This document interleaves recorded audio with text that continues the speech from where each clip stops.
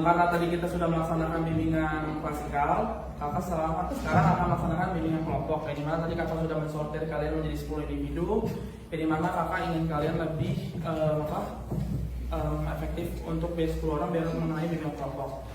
Sebelumnya di mana sini tujuan bimbingan kelompok ini kakak ingin lebih tahu lagi permasalahan kalian terkait intelijensi atau kecerdasan. Bisa dimengerti? Oke, kalau begitu kakak ingin tanya terlebih dahulu, apakah ada dari kalian yang memiliki permasalahan terkait dengan intelijensi atau kecerdasan? Kalau ada yang bisa, kalau ada bisa tunjuk. Kalau misalnya nggak ada yang tunjuk tangan, kakak tunjuk. Oke, kamu. Misalnya itu kan kayak kita harus belajar ya, guru ngejelasin gitu. Terus udah ingat, udah ngerti. Tapi nanti kalau misalnya udah selesai belajarnya, lupa lagi. Iya, oke, boleh. Yang lain. Kak, kadang kayak susah paham gitu, udah masuk nih di pikiran. Kadang apa kayak udah paham tapi nggak paham. Kalau di Indonesia lagi nggak paham. Oh, jadi kamu kayak Susah paham. Oke, kamu nggak bisa nolak waktu. oh malah waktu. Oke, ada yang lain? Satu lagi deh. Kakak tunjuk 1, 2. Nggak bisa kak. Ya. Bisa buat skala prioritas. Oh, oke, boleh.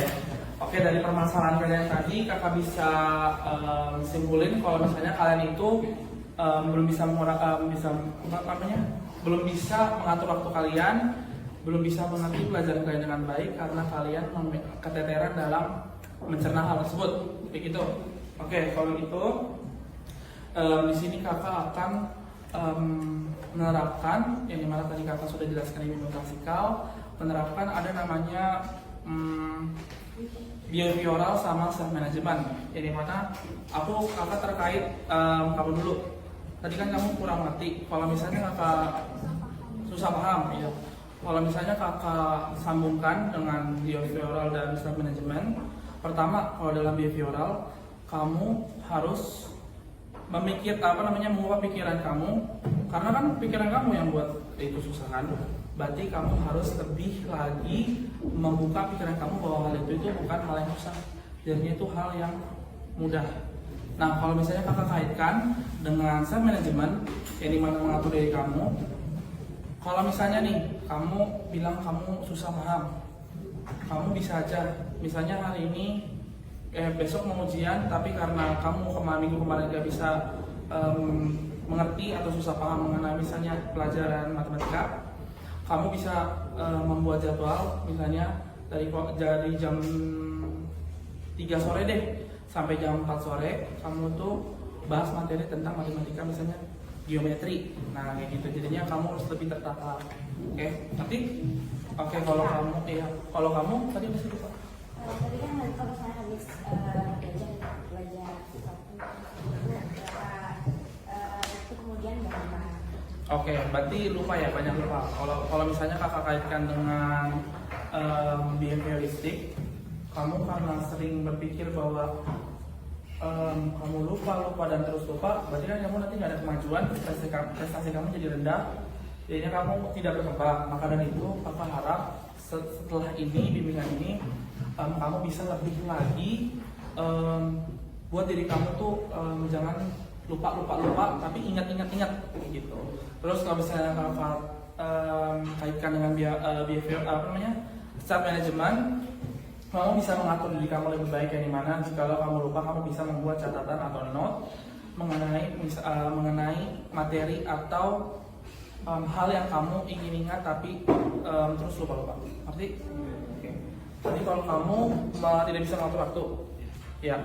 Kalau misalnya kamu kaitkan dengan behavioristik, kamu karena lupa mengatur waktu, jadinya kakak ingin kamu mengubah pikiran kamu yang dimana mana prioritas kamu.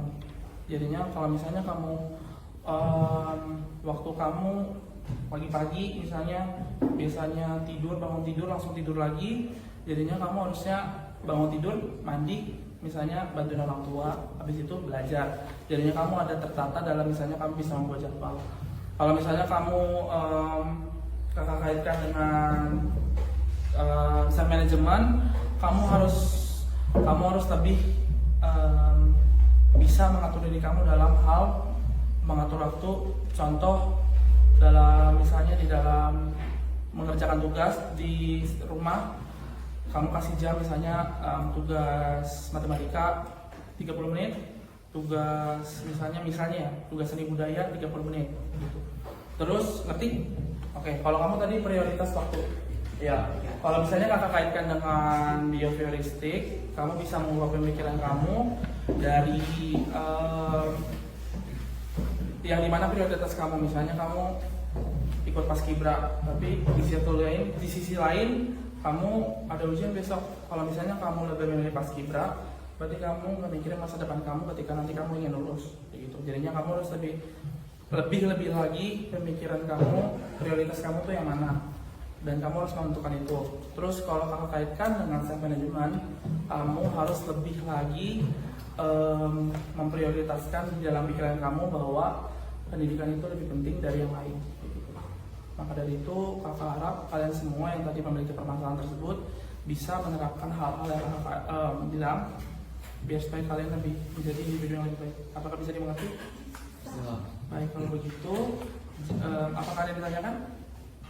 Jika tidak ada yang ditanyakan, itu yang bisa kakak kasih dalam bimbingan kelompok.